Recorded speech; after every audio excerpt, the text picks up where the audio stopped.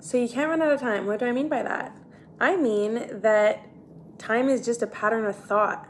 It's just a pattern that is placing the past and the present somewhere, that is placing experiences and,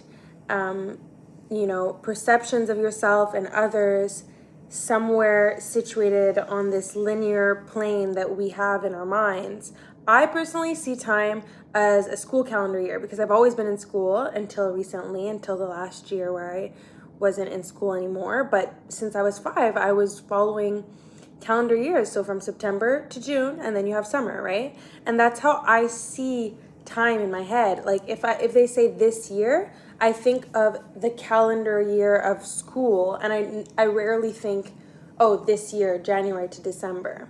But that is just a pattern in my mind, right? That's a pattern that I have that helps me understand that things happen in my life. And they happened then, and they'll happen then. They'll happen in the future. They happened in the past. And here I am in this now moment doing something that I've done before. I have made videos before.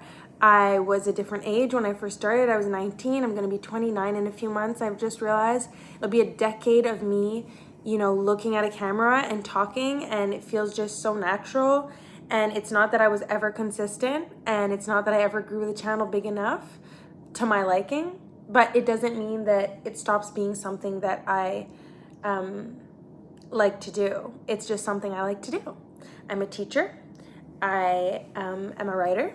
And I love to speak. So obviously it comes naturally to me. This cat is so cute. I just can't. I just can't. Look at her little ears right here. I love her.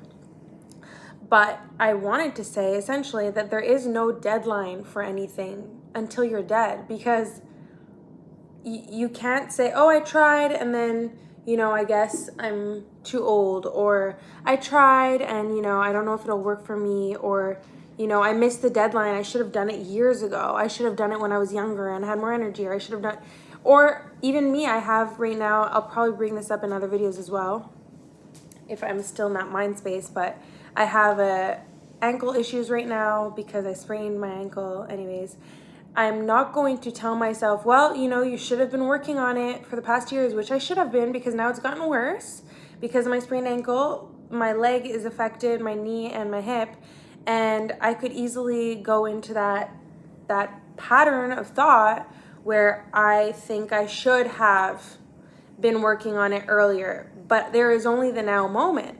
So there's only now when I am experiencing this pain in my hip, my knee, and my ankle that I get to decide that my experience in every now after this, all the nows, will be a better one. It'll be one where I'm doing my exercises for physio, one where I'm getting better, one where eventually I don't feel the pain in those areas anymore.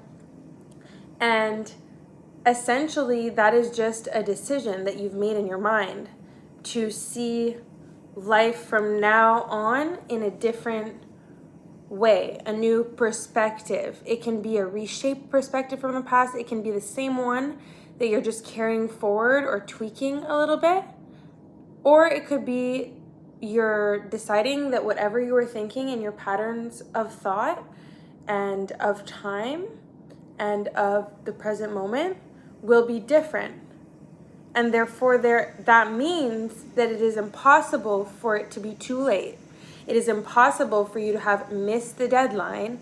Obviously, speaking as a teacher, there are deadlines in life, and I have missed some, and I have been early for some, and I give deadlines, and I have received deadlines, and those are all things that we use to get things done out in the world, which is totally fine. I love a structured life. But there's no deadline for you following your purpose or doing the things you love, or simply making new decisions, like me now doing my physio exercises that I wish I'd done earlier. But why would it matter? Because the past is already gone. I'm only in the now moment. Why would it matter that I didn't do them before? I'm doing them now. And that I didn't know of them because I hadn't inquired enough to know that the pain I was feeling in my ankle wasn't right, that I shouldn't be feeling that chronically. And I just, I didn't understand it. And it doesn't matter, because now is now, and you accept where you're at, and then you move forward and you decide that the new patterns of thought are going to be, I have all the time in the world. I love what I'm doing, and I'm so proud that I'm taking the steps that I am. You know, I like to do the things I like to do just because I like to do them. Like speaking on these videos, even though not millions of people see them necessarily, until maybe one day they will, but I like to do them. And I'm changing those patterns of thought. And that is the only thing that really puts a pinpoint in time. Meaning the only tangible thing you can really calculate time on is how your thoughts have changed. And that gets expressed outwardly, right? Now my thoughts are, I have a nice place in a nice neighborhood alone. Whereas before, my thought pattern was, oh, I live in a smaller apartment, or I have a roommate, or whatever. Those thought patterns were what I was experiencing, and now I'm experiencing something else, whether it's because I chose the thoughts and then it happened, or it happened and I chose the thoughts. It's kind of like the egg or the chicken kind of dance. But what I believe is that you were starting to follow a new pattern of thought, which I think I was just genuinely thinking, I can't wait to have my beautiful place alone. I had already lived alone in the past, but as of recently, I did have a roommate during my final university days in Toronto, and now I don't have a roommate, and it's freaking amazing. But I look outwardly and it feels normal to me. It feels normal that I'm just living alone in my place. But those were thoughts that I changed. Those were patterns of thoughts that delineate. I'm not sure if that's the word, but they mark different times in my life. Roommate living, Tiana. Living in my own place, Tiana. That's a time frame that I can hold in my mind. This is a time frame I can hold in my mind. But that's all that time is, really, is just the thoughts, imagery, visuals, and experiences that you had. And I can look back at 19-year-old Tiana and be like, oh my gosh, she made this little video on the side of the beach, and I will incorporate it in some of my new work that I want to put out.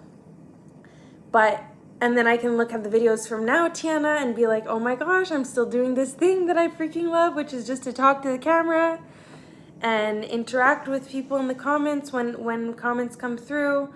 You know, I try to at least reference on the videos my Instagram channel, Only My Own Validation, which I really love a lot. It's small but mighty right now, and I just feel like every time I pop back in, it's just filled with love and people that appreciate the posts that I've made and the words that I've said. And this is me combating that voice inside of me that's always telling me, well, it's not worth it if you only have, you know, this much external validation versus this much, you know. Oh, well, when you write stuff, it's cute and all, but like, and then, you know, I hear people saying things like, I went and read your words the other night, even though you haven't posted in a few months, because I just really enjoyed them. And that makes me think, okay, again, time. There are people that are authors that wrote books, and 5-10 years ago, or millions of years ago, like millions, thousands of years ago, a hyperbole, is that what we call that one? When it's like really too big, when you're expressing a big thing for, anyways. But wow, I really like writing, and I like languages, and yeah, I do. People reading books from authors in the past that they get to look back on those words and be like, Does it mean that author in that exact moment is writing to be called a writer? No. That author might be sitting on the toilet, might be drinking a coffee, but their words still mattered, and that book, or whatever form of writing, delineates, and again, I'm not sure if this is the proper word, but marks time, because their thought patterns were in line with, I am writing a book. I am now a bestseller. I am this. I am that. And truly, if you want a proper concept of time in your mind and to feel like you're not wasting it, which is usually just an overall feeling of I'm not doing the things that actually fuel me and that keep me going and advance me, that's that feeling of like I'm wasting. But you're never wasting, because again, like I said, you just start and you realize, oh, the past, there is none. It's now again. It's again now. So then I'm gonna do it. You know, I'm gonna do my physio exercises. Doesn't matter that I didn't, because I will. And then what marks time is all of these different things. Oh, I am writing a book. Oh, I am now an author, or I do have a book published. It's really about the thought patterns. I don't know. I just thought of that when I was walking down the street. I thought to myself, there's no deadline in life towards doing the things you love. And you can't run out of time unless you are, you know, when you die. But the feeling of wasting when you're like, oh, I'm this many years old and I haven't done that thing, but okay, now, here, go for it. It's always you again. It's always you facing you again. It's me again with my camera talking. And I speak to these people who watch the videos or read my content things, and I feel blessed and I'm happy. But I realize that the ultimate prize and the thing that makes it all worth it is in me. It's the act of doing it. It's the showing up for myself consistently and doing these things, because they make me happy and they make me who I am. And interacting with others is really just you interacting with yourself in different shapes and forms. I love my cat. She's so pretty. She's a pretty cat. All right, find me on Only My Own Validation, and I'm happy you're here if you are.